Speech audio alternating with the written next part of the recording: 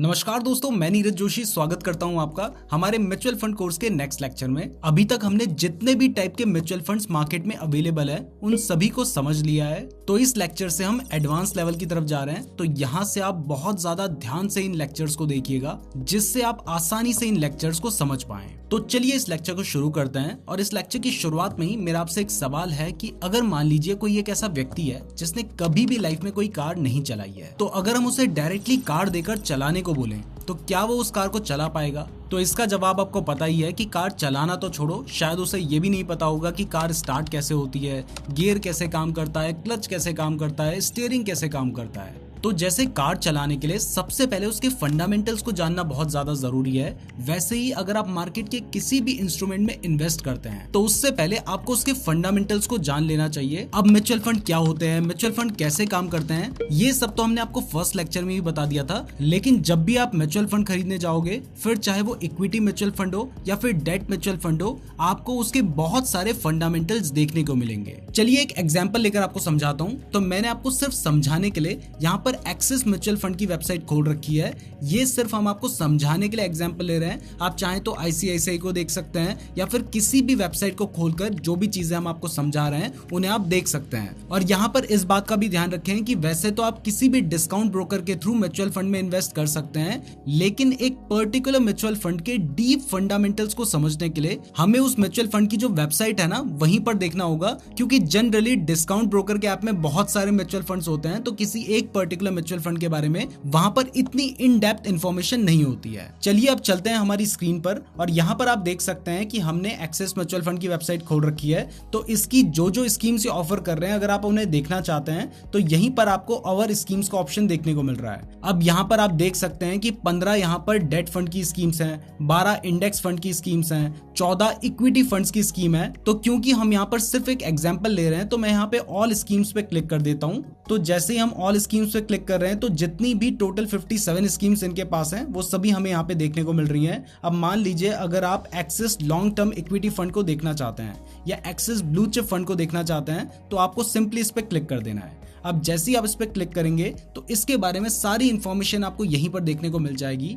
तो आप यहाँ पर देख सकते हैं कि ये एक ओपन एंडेड इक्विटी स्कीम है या फिर open ended mutual fund scheme है। तो सबसे पहले हम बात करते हैं कि ओपन एंडेड और क्लोज्ड एंडेड म्यूचुअल फंड क्या होते हैं। तो open ended mutual fund schemes वो होती हैं जहां पर जो इन्वेस्टर्स हैं वो कभी भी म्यूचुअल फंड की यूनिट्स बाय और सेल कर सकते हैं। सिंपल लैंग्वेज में आपको समझाऊं तो यहाँ पर आपको कोई भी लॉक इन पीरियड देखने को नहीं मिलता है, मतलब कभी भी बाय करो कभी भी सेल करो, कोई प्रॉब्लम नहीं है। वहीं दूसरी तरफ closed ended mutual fund schemes में आपको लॉक इन पीरियड देखने को मिलता है जो कि जनरली 3 से 10 साल तक का हो सकता है। और इन स्कीम्स में अगर आप बिना किसी डीमेट अकाउंट के इन्वेस्ट करना चाहते हैं तो आप सिर्फ इनके एनएफओ में ही इन्वेस्ट कर सकते हैं। NFO means new fund offer, मतलब जब भी कोई AMC मार्केट में कोई नई स्कीम लॉन्च करती है और उसे पब्लिक को ऑफर करती है तो उसे हम न्यू फंड ऑफर यानी NFO बोलते हैं। और NFO पीरियड के बाद एज एन इन्वेस्टर आप इन्हें सिर्फ ब्रोकर के थ्रू ही बाय और सेल कर पाएंगे, क्योंकि ये एक स्टॉक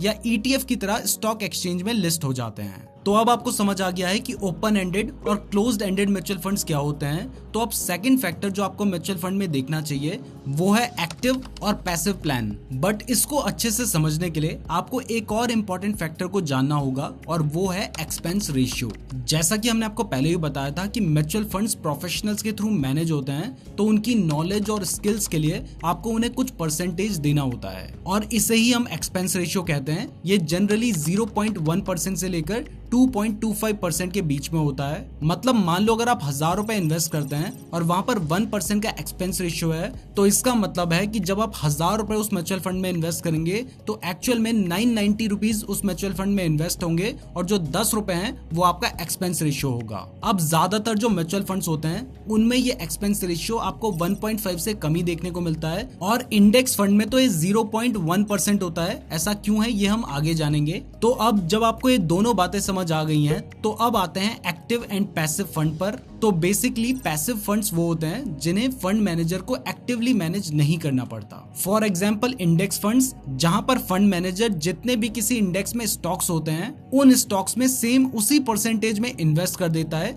जिस परसेंटेज में वो उस इंडेक्स में है। तो क्योंकि यहाँ पर उसे अपनी नॉलेज या स्किल्स की जरूरत नहीं पड़ती है, वो सिंपली एक पर्टिकुलर इंडेक्स में इन्वेस्ट कर रहा है, तो जैसे रिटर्न्स इंडेक्स देगा वैसे ही रिटर्न्स आपको ये म्यूचुअल फंड भी देगा। तो क्योंकि यहाँ पर फंड मैनेजर को बहुत ज्यादा मेहनत नहीं करनी पड़ रही है, इस वजह से यहाँ पर जो एक्सपेंस रेशियो है वो बहुत कम रहता है, जो कि जनरली 0.1% होता है। और क्योंकि यहाँ पर एक्सपेंस रेशियो कम होता है तो इससे आपके रिटर्न्स बढ़ते हैं। आपने वो फॉर्मूला तो सुना ही होगा, profit is equal to revenue minus expense. तो क्योंकि यहाँ पर आपके एक्सपेंस कम है, इसलिए यहाँ पर आपका प्रॉफिट बढ़ जाता है। तो ये होते हैं पैसिव फंड्स। अब अगर एक्टिव फंड्स की बात करें तो यहाँ पर फंड मैनेजर अपने एक्सपीरियंस, नॉलेज और स्किल्स के हिसाब से आपके लिए स्टॉक सेलेक्ट करता है और मार्केट कंडीशंस के हिसाब से उन स्टॉक्स को एक्टिवली बाय एंड सेल करता है, जिससे आपको ज्यादा रिटर्न्स मिले। तो क्योंकि यहाँ पर फंड एक्टिवली मैनेज होता है, इसलिए यहाँ पर एक्सपेंस रेशियो हाई होता है। बट क्योंकि यहाँ पर फंड मैनेजर अपने हिसाब से स्टॉक्स को सेलेक्ट करता है, तो यहाँ पर जनरली इंडेक्स फंड के कंपैरिजन में ज्यादा रिटर्न्स देखने को मिलते हैं। बट अगेन क्योंकि ये एक्टिव फंड्स हैं, तो यहाँ पर आपको कितने रिटर्न्स मिलेंगे ये आपके फंड मैनेजर के नॉलेज, स्किल्स और एक्सपीरियंस पर ही डिपेंड करता है। तो अब आपको एक्टिव एंड पैसिव फंड समझ आ गए हैं। तो अब जब आप म्यूचुअल फंड को बाय करने जाएंगे तो यहाँ पर आपको एक और इम्पोर्टेंट फैक्टर देखने को मिलेगा, और वो ये है कि जब भी आप किसी पर्टिकुलर म्यूचुअल फंड की स्कीम को देखेंगे तो आपको उसके नाम के आगे डायरेक्ट या रेगुलर लिखा हुआ देखने को मिलेगा। जैसे ये आपको एक म्यूचुअल फंड दिखाई दे रहा है जिसके आगे डायरेक्ट ग्रोथ लिखा हुआ है। ऐसे ही अगर आपको एक रेगुलर प्लान दिखाऊं तो यहाँ पर आपको इसका ही एक रेगुलर प्लान भी देखने को मिल रहा है। यही एक्सिस ब्लू चिप फंड है जिसका ये एक रेगुलर ग्रोथ प्लान है, और यही same axis blue chip fund है जिसका ये एक डायरेक्ट ग्रोथ प्लान है। तो इन दोनों के बीच में क्या फर्क होता है, अब आपके लिए ये जानना भी बहुत ज्यादा जरूरी है। और इसी डायरेक्ट और रेगुलर के साथ साथ आपको 3 तरीके के और प्लान्स देखने को मिलेंगे, जो कि हैं ग्रोथ प्लान, डिविडेंड प्लान जिसका नाम चेंज करके सेबी ने ICDW प्लान कर दिया है, यानी इनकम डिस्ट्रीब्यूशन कम कैपिटल विड्रॉल प्लान, जिसमें आपको डिविडेंड पे आउट और डिविडेंड री इन्वेस्ट जैसे ऑप्शन देखने को मिलते हैं। तो सबसे पहले डायरेक्ट प्लान और रेगुलर प्लान को समझते हैं। तो डायरेक्ट प्लान में कोई भी थर्ड पार्टी नहीं होती है और यहाँ आपके पैसे डायरेक्टली म्यूचुअल फंड में इन्वेस्ट होते हैं, जबकि रेगुलर प्लान वो प्लान होते हैं जिसमें एक डिस्ट्रीब्यूटर, एडवाइजर या फिर ब्रोकर इन्वॉल्व होते हैं। इसका सेकंड डिफरेंस ये है कि डायरेक्ट प्लान में एक्सपेंस रेशियो कम होता है, क्योंकि यहाँ पर आपको किसी भी ब्रोकर या डिस्ट्रीब्यूटर को कमीशन नहीं देनी होती है, जबकि रेगुलर प्लान में एक्सपेंस रेशियो हाई होता है, क्योंकि यहाँ पर AMC यानी एसेट मैनेजमेंट कंपनी मानती है कि आपने ये प्लान किसी एडवाइजर या डिस्ट्रीब्यूटर के थ्रू खरीदा है जिसे उन्हें कमीशन देनी होगी,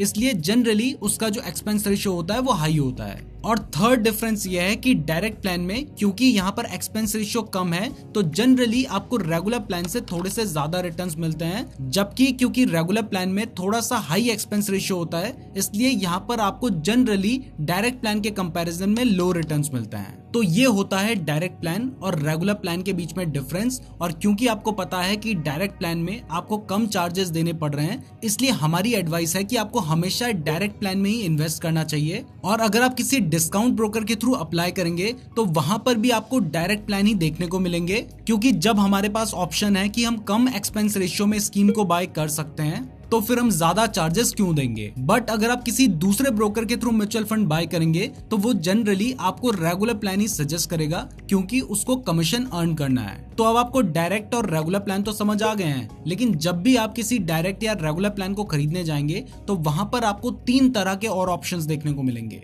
जिसमें पहला होगा ग्रोथ, दूसरा होगा डिविडेंड पे आउट और तीसरा होगा डिविडेंड री इन्वेस्ट। वैसे डिविडेंड पे आउट और डिविडेंड री इन्वेस्ट ICDW प्लान के अंदर आते हैं, लेकिन generally discount broker like angel one, Zerodha, Upstox या ग्रो में आपको ICDW की जगह डिविडेंड या डिविडेंड री इन्वेस्ट ही देखने को मिलता है, इसलिए हम आपको इन्हें अलग अलग बता रहे हैं। तो सबसे पहले ग्रोथ प्लान की बात करते हैं। तो जैसा कि आप इसके नाम से ही समझ सकते हैं कि यहाँ बेसिकली आपकी जो इन्वेस्टमेंट है वो एक ग्रोथ पर्सपेक्टिव से देखी जाती है। मतलब यहाँ पर आपकी इन्वेस्टमेंट में जो कैपिटल गेन होता है या फिर अगर कोई डिविडेंड मिलता है तो वो आपको ना देकर उसे वापस से फंड में ही इन्वेस्ट कर दिया जाता है। जिससे ग्रोथ प्लान की जो एनएवी है, एनएवी यानी नेट एसेट वैल्यू, इसे आप वो प्राइस समझ सकते हैं जिस पर आपको म्यूचुअल फंड की एक यूनिट मिलती है, वो जनरली आपको ग्रोथ प्लान में मार्केट के हिसाब से कंसिस्टेंटली बढ़ती हुई नजर आती है। और यही रीजन है कि ग्रोथ प्लान की एनएवी हमेशा आपको डिविडेंड पे आउट या डिविडेंड री इन्वेस्ट प्लान से ज्यादा देखने को मिलती है। जैसे अभी आपको स्क्रीन पे axis blue chip direct plan growth का एक एग्जांपल देखने को मिल रहा है, तो इसकी एनएवी 51 रुपीज एंड 19 पैसे चल रही है। तो इसका मतलब है कि आपको इस म्यूचुअल फंड की एक यूनिट बाय करने के लिए 51 रुपीज एंड 19 पैसे देने होंगे। और क्योंकि ये एक डायरेक्ट प्लान है, तो इसका मतलब है कि यहाँ पर बीच में कोई भी ब्रोकर नहीं है। और इसके साथ ही क्योंकि ये एक ग्रोथ प्लान है, तो इसमें आपको स्टॉक मार्केट के हिसाब से ही ग्रोथ देखने को मिलती है। अब अगर डिविडेंड पे आउट या डिविडेंड प्लान की बात करें, तो इससे पहले आपको ये पता होना चाहिए कि डिविडेंड क्या होता है। तो डिविडेंड बेसिकली प्रॉफिट का एक पार्ट होता है जो कि इन्वेस्टर्स को दिया जाता है। तो डिविडेंड पे आउट प्लान में इन्वेस्टर्स को जो भी कैपिटल गेन होता है, उसका एक हिस्सा उन्हें डिविडेंड की फॉर्म में म्यूचुअल फंड देता है। यहाँ पर ध्यान देने वाली बात यह है कि ये जो डिविडेंड दिया जाता है, ये सिर्फ प्रॉफिट से दिया जाता है, ना कि कैपिटल से। तो क्योंकि इसमें डिविडेंड दिया जा रहा है, तो इसलिए जब डिविडेंड दे दिया जाता है तो उसकी एनएवी कम हो जाती है। इसको मैं आपको आगे एक एग्जांपल से समझाऊंगा, लेकिन पहले डिविडेंड री इन्वेस्ट को भी समझ लेते हैं। तो डिविडेंड री इन्वेस्ट के नाम से ही आपको समझ आ रहा होगा कि इस प्लान में आपके डिविडेंड को दोबारा से उस म्यूचुअल फंड में इन्वेस्ट कर दिया जाता है। और इसमें डिविडेंड का अमाउंट आपको डायरेक्टली ना देकर उस डिविडेंड की जगह पर आपको एडिशनल उस म्यूचुअल फंड की यूनिट्स दी जाती हैं। चलिए इसे एक एग्जांपल से समझते हैं। मान लेते हैं आप 3 अलग अलग म्यूचुअल फंड प्लान की 10-10 हजार यूनिट बाय करते हैं, यानी आप ग्रोथ प्लान की 10,000 यूनिट बाय करते हैं, डिविडेंड पे आउट प्लान की 10,000 यूनिट बाय करते हैं और डिविडेंड री इन्वेस्ट प्लान की भी 10,000 यूनिट बाय करते हैं। अब हम यहाँ पर ये मान के चल रहे हैं कि इन तीनों को बाय करने की जो डेट है वो सेम है, जो कि है 1 जनवरी 2018, और तीनों को जिस एनएवी पे आपने बाय किया है, मतलब तीनों की जो उस टाइम पर एक यूनिट की प्राइस चल रही थी वो 10 रुपीज चल रही थी। अब क्योंकि आपने तीनों प्लान की 10-10 हजार यूनिट्स बाय किए हैं और तीनों प्लान के एक यूनिट की एनएवी 10 रुपए चल रही है, तो इसका मतलब है कि आपने ग्रोथ प्लान में भी 1 लाख रुपए इन्वेस्ट किए हैं, डिविडेंड प्लान में भी 1 लाख रुपए इन्वेस्ट किए हैं और डिविडेंड री इन्वेस्ट प्लान में भी 1 लाख रुपए इन्वेस्ट किए हैं। अब सिर्फ समझने के लिए मान लेते हैं कि आप इन तीनों म्यूचुअल फंड्स में 1 साल तक इन्वेस्ट रहते हैं और तीनों की एनएवी 1 साल बाद 31 दिसंबर 2018 को 10 रुपए से बढ़कर 14 रुपए पर हो जाती है। अब क्योंकि आपके पास तीनों की 10-10 हजार यूनिट्स हैं और तीनों की जो एनएवी है वो 14 रुपीज हो चुकी है, तो तीनों में आपकी जो इन्वेस्टमेंट की वैल्यू है वो 1,40,000 हो जाएगी। तो ग्रोथ प्लान में भी आपकी इन्वेस्टमेंट की वैल्यू 1,40,000 हो गई, डिविडेंड पे आउट प्लान में भी 1,40,000 हो गई और डिविडेंड री इन्वेस्ट प्लान में भी 1,40,000 हो गई। अब यहाँ तक सब कुछ सेम था, लेकिन क्योंकि ग्रोथ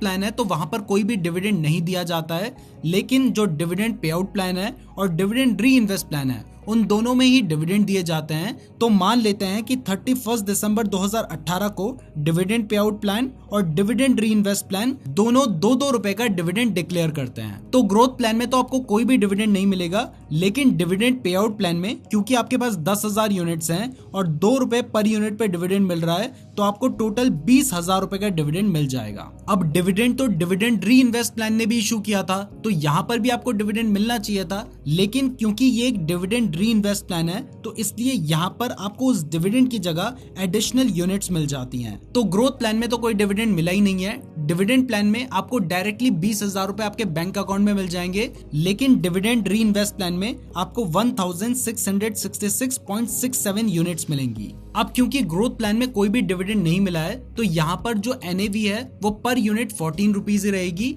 लेकिन जो डिविडेंड पे आउट प्लान है उसमें आपकी जो एनएवी है वो घटकर 12 रुपए आ जाएगी, क्योंकि 2 रुपए पर यूनिट का उन्होंने डिविडेंड दिया है। और ऐसे ही डिविडेंड री इन्वेस्ट प्लान की एनएवी भी घटकर 12 रुपए आ जाएगी, क्योंकि उन्होंने भी 2 रुपए पर यूनिट का डिविडेंड दिया है। अब क्योंकि ग्रोथ प्लान में कोई डिविडेंड नहीं मिला है तो इसकी एनएवी बढ़ गई है, बट आपने 10,000 यूनिट्स बाय की थी तो वो आपकी 10,000 यूनिट्स 10,000 ही रहेंगी। डिविडेंड पे आउट प्लान में भी आपको 2 रुपए का डिविडेंड मिल गया है, लेकिन यहाँ पर भी आपकी जो यूनिट्स हैं वो आपने 10,000 बाय की थी तो वो 10,000 ही रहेंगी। बट जो डिविडेंड री इन्वेस्ट प्लान है, क्योंकि उसमें जो भी आपको डिविडेंड का पैसा मिलना था उसकी जगह पर आपको म्यूचुअल फंड की कुछ एक्स्ट्रा यूनिट्स मिली हैं, जो कि इस केस में 1,666 यूनिट्स हैं। तो यहाँ पर आपकी जो टोटल यूनिट्स हैं वो बढ़कर 11,666.67 यूनिट्स हो जाएंगी। तो डिविडेंड मिलने के बाद ग्रोथ प्लान में आपकी जो इन्वेस्टमेंट की वैल्यू है वो 1,40,000 ही रहेगी, क्योंकि यहाँ पर आपके पास 10,000 यूनिट्स हैं और एक यूनिट की एनएवी 14 रुपीज हो गई है। लेकिन जो डिविडेंड पे आउट प्लान है, यहाँ पर आपकी जो इन्वेस्टमेंट की वैल्यू है वो 1,20,000 रह जाएगी, क्योंकि यहाँ पर 20,000 रुपए जो एक्स्ट्रा थे वो आपको आपके बैंक अकाउंट में मिल गए हैं। बट डिविडेंड री इन्वेस्ट प्लान में भी भले ही जो आपकी यूनिट की वैल्यू है वो घटकर 12 रुपए हो गई है, लेकिन क्योंकि यहाँ पर आपको ज्यादा यूनिट्स मिल चुकी हैं, इसलिए यहाँ पर भी आपकी इन्वेस्टमेंट की वैल्यू 1,40,000 रुपीज ही रहेगी। तो ये इन तीनों प्लान्स के बीच में डिफरेंस होता है। अब अगर अभी तक हमने आपको जितने भी फंडामेंटल्स बताए वो आपको समझ आ गए हैं, तो इसके बाद के फंडामेंटल्स बहुत ज्यादा आसान है, वो आपको इजीली समझ आ जाएंगे। लेकिन ध्यान रहे कि जितने ज्यादा आसान ये फंडामेंटल्स हैं उतने ही ज्यादा जरूरी भी हैं, तो इन्हें भी पूरे ध्यान के साथ समझिएगा। तो जब भी आप म्यूचुअल फंड की किसी भी स्कीम को देखेंगे तो वहां पर आपको एक टर्म जरूर देखने को मिलेगी, और वो है AUM, यानी एसेट अंडर मैनेजमेंट। अब ये जो AUM है, इसका फॉर्मूला होता है net asset value of the scheme multiply with total number of units issued by the scheme. मतलब AUM निकालने के लिए म्यूचुअल फंड की एक यूनिट की जो प्राइस चल रही है, जिसको हम NAV बोलते हैं, उसको मल्टीप्लाई करना होता है उतनी यूनिट से जितनी यूनिट्स उस स्कीम में इशू की गई हैं। जैसे मान लो एक स्कीम है जिसकी NAV 20 रुपए पर यूनिट है और उसने 10,000 यूनिट्स इशू किए हैं, तो उस फंड का AUM 20 multiply with 10,000 is equal to 2 lakh रुपए होगा। अब ये तो फॉर्मूला है, सिंपल लैंग्वेज में आपको समझाऊं तो AUM का मतलब उस फंड के साइज से है, और ये शो करता है कि वो स्कीम कितने पैसों को मैनेज कर रही है। इसके बाद नेक्स्ट टर्म जो आपको देखने को मिलेगी वो है मिनिमम इन्वेस्टमेंट। मिनिमम इन्वेस्टमेंट के नाम से ही आपको समझ आ रहा है कि इस पर्टिकुलर फंड में आपको मिनिमम कितने रुपए इन्वेस्ट करने होंगे, और इससे कम पैसे आप उस पर्टिकुलर फंड में इन्वेस्ट नहीं कर सकते हैं। और इसकी खास बात यह है कि यहाँ पर SIP के लिए ये अमाउंट अलग होता है और लम सम के लिए ये अमाउंट अलग होता है। जैसे अगर मैं आपको इस पर्टिकुलर म्यूचुअल फंड का एग्जांपल दूं, तो यहाँ पर आप देख सकते हैं कि इसमें जो लमसम इन्वेस्टमेंट है वो 500 रुपए की है, यानी अगर आप एक साथ पैसा इन्वेस्ट करना चाहते हैं तो आपको कम से कम 500 रुपए इन्वेस्ट करने होंगे। और अगर आप SIP करना चाहते हैं, जिसमें आप चाहते हैं कि हर महीने